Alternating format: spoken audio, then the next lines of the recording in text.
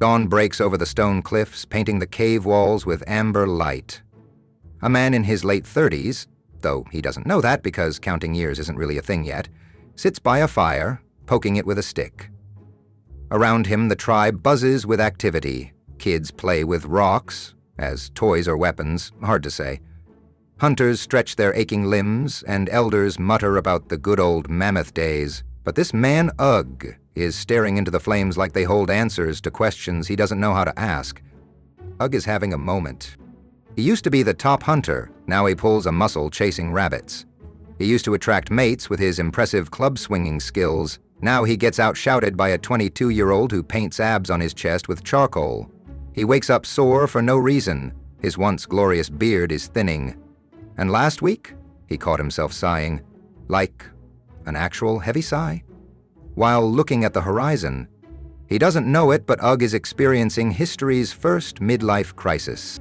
So how did cavemen deal with the creeping existential dread that they weren't as young, strong, or relevant as they used to be? Let's take a deep dive into the Stone Age slump, where identity, legacy, and maybe a spontaneous saber-tooth wrestling trip were all on the table. Today we think of it as the phase when someone buys a motorcycle, grows a goatee, or suddenly starts posting inspirational quotes on social media. But at its core, a midlife crisis is about identity conflict, the realization that you've lived half your life, and you're wondering if it's going anywhere. Now, Ugg doesn't have a calendar, a mirror, or Instagram envy, but he does have feelings, and while we can't excavate fossilized emotions, anthropologists suggest early humans experience many of the same psychological tensions we do. They just had different ways of expressing or suppressing them. Cavemen had no life coaches, no therapy llamas, no eat-pray-hunt retreats, so they had to improvise. The first sign of a caveman mid-slight crisis? Overcompensation. You know the type. The hunter who suddenly insists on using the biggest spear, even if it dislocates his shoulder. The gatherer who decides to scale a cliff for a single berry just to prove a point. Ugg, for example, starts practicing his spear throws at night, secretly, alone, shirtless. He's not trying to improve his hunting technique. He's trying to prove he's still got it.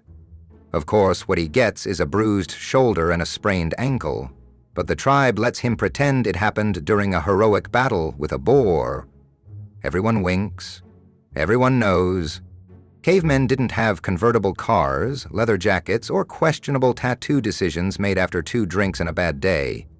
But they did have access to feathers, bone jewelry, and enough ochre to make even the most committed Burning Man attendee blush. A midlife crisis in the Paleolithic era might not involve trading in a spouse for a younger model or joining a proto-drum circle, although the line is blurry, but the symptoms? Oh, they showed up loud and clear. Picture Ugg, our mammoth-age man in meltdown, strolling into the morning gathering with a porcupine quill mohawk freshly dyed with berry juice, swaying slightly in the breeze like some prehistoric punk rocker. And around his neck, a fang necklace that's a little too pristine, a little too conveniently shiny, and suspiciously similar to the tiger skull that went missing from the tribal shrine. He insists he earned it in single combat with a rogue saber-tooth that no one else saw and that conveniently left no wounds. You should have seen the other guy, Ugg says, flexing what's left of his triceps. But it's not just the flair, it's the rebranding. Overnight, Ugg isn't Ugg anymore. He's Thunderwolf, or Stonefire, or just the artist formerly known as Ugg. He starts speaking in dramatic pauses. He walks slower, with a carved walking stick etched in abstract spiral designs that definitely means something, even if no one knows what. He insists the symbols came to him in a dream. He starts referring to hunting trips as journeys and insists on warming up with stretches and breathing rituals. He dabbles in interpretive cave dancing, something between Tai Chi and a seizure, waving burning sticks around while grunting rhythmically in what he calls his rebirth fire phase. The younger hunters are baffled. The elders raise their bushy brows and mutter, "He's going through it." The children, they're completely enchanted. They follow him around, mimicking his new moves, asking to touch his mystic shoulder tattoo, which is, in reality, just a bruise from falling out of a tree during his berry foraging stunt last week. But there's something deeper going on beneath all that dirt, flair, and berry dye. It wasn't just fashion, it wasn't even just attention. It was a grasp at identity in a society where identity was often swallowed by survival. When your entire world revolves around food, shelter, and not getting stomped by a mammoth, there isn't much space for personal branding. You don't get a midlife crisis unless you live long enough for one. And for those rare survivors of the brutal first decades, the existential dread still crept in. When you can't be the fastest, strongest, or most fertile anymore, maybe, just maybe, you can be the most interesting. Because if you're not admired anymore, being remembered might be the next best thing. A common midlife pivot for cavemen? Unsolicited advice? Back in my mammoth chasing days, Ugg starts hanging around the younger hunters, offering tips they didn't ask for. He critiques their spear throws, tells them their war cries lack conviction, suggests they meditate before battle. Sometimes this turns into real mentorship. He teaches younger tribe members the lessons that earned him scars and respect. Other times it's just him grumbling in the corner while the new generation ignores him and invents a cooler hunting chant. Still, this stage can be fulfilling. It offers a sense of purpose that helps redirect crisis energy into something meaningful. Legacy. Nothing screams, "I'm rethinking everything," like picking up a bizarre new skill. Ugg starts making sculptures out of mammoth dung. He says it's symbolic. Or he wanders off for a week and returns with a rock collection, not useful rocks, just ones that spoke to him. Others in the tribe have done the same. One man invented a board game using sticks and bones. A woman spent weeks training a squirrel to sit on her shoulder like a pet.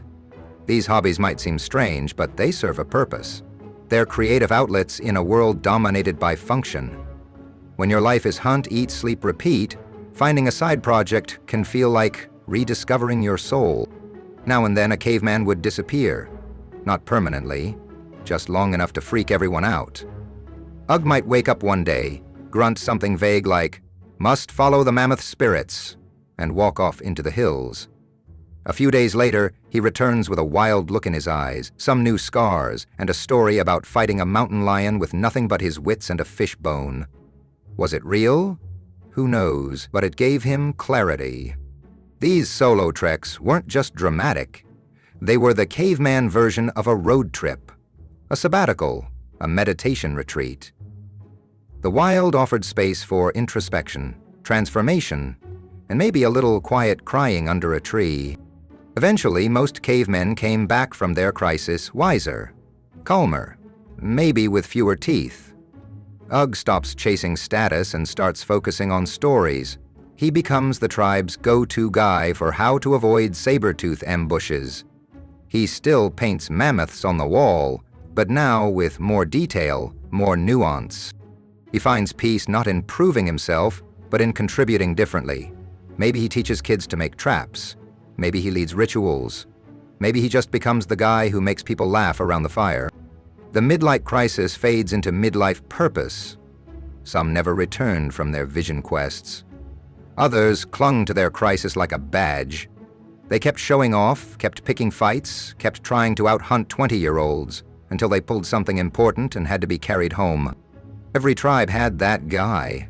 But even these folks served a function. They were walking reminders of what not to do, living cave memes. Their failures became stories, their choices sparked debates. Their blunders helped others steer better paths. The genius of early human communities, they made space for all this. No one dragged Ugg to therapy, but they let him have his beard phase, his dung sculpture era, his mysterious walkabouts. They rolled their eyes, sure, but they also watched. They learned. Because even if Ugg was being extra, he was also pioneering what it meant to grow older in a society where growing older wasn't guaranteed. His crisis was a sign of something beautiful. He survived long enough to be unsure of what came next. That's rare. That's sacred. So how did cavemen handle midlife crises? With confusion? With creativity? With questionable hair choices? They didn't have words for it, but they had feelings, instincts, and a community that understood that even in a world ruled by survival, the heart needed room to ask, is this all there is? They channeled that angst into art, storytelling, teaching, or just epic, if slightly exaggerated, tales of personal rediscovery. And in doing so, they left a blueprint. Because even now, when you feel the urge to change careers, buy a kayak, or start a podcast about ancient alien yogis, you're not alone. You're just listening to the same ancient voice heard by the fire, whispering, hey, what if there's more? So next time you see someone dye their beard blue, join a primal scream retreat, or get really into interpretive dance, take a moment.